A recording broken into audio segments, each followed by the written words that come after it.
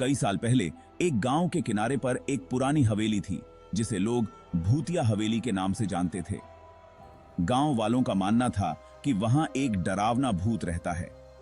रात के समय उस हवेली से अजीब आवाजें आती थीं और कभी-कभी हवेली की खिड़कियों से रहस्यमयी रोशनी दिखाई देती थी।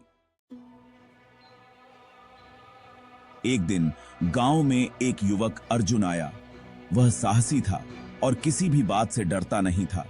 जब उसने भूतिया हवेली के बारे में सुना तो उसने तय किया कि वह खुद वहां जाकर इस रहस्य का पता लगाएगा। गांव वालों ने उसे बहुत मना किया, लेकिन अर्जुन ने किसी की नहीं सुनी और एक रात अकेले हवेली की ओर चल पड़ा। जैसे ही अर्जुन हवेली के दरवाजे के पास पहुंचा, ठंडी हवा का एक तेज झोंका आया और हवेली के दरवाजे खुद ही खुल गए। अंदर अंधेरा और सन्नाटा था। अर्जुन ने अपनी टॉर्च जलाकर अंदर कदम रखा। हवेली के अंदर हर तरफ धूल और जाले फैले हुए थे, जैसे वह सालों से खाली पड़ी हो। लेकिन बीच बीच में किसी के चलने की आवाज आती थी, मानो कोई उसके आसपास ही हो। अर्जुन धीरे धीरे सीढ़ियों से ऊपर की ओर बढ़ा। जैसे ही वह ऊपर पहुंचा, उसे अचानक से एक दरवाजे के पीछे से किसी के रोने की आवाज सुनाई दी। वह हिम्मत जुटाकर उस दरवाजे के पास गया और जैसे ही दरवाजा खोला, उसे एक छाया दिखी।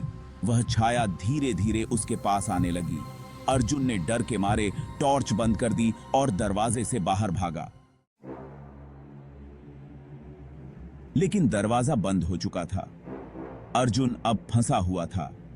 तभी अचानक उस छाया से एक बूढ़ी औरत की आवाज आई। यह हवेली मेरा घर था, लेकिन अब इसे भूतिया बना दिया गया है। मेरी आत्मा तब तक यहां फंसी रहेगी जब तक सच सामने नहीं आएगा। जब तक था।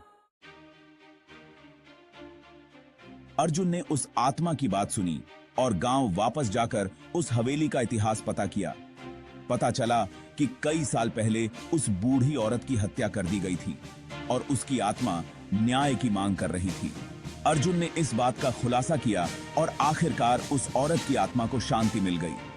हवेली अब भूतिया नहीं रही और गांव वालों ने अर्जुन की बहादुरी की सराहना की।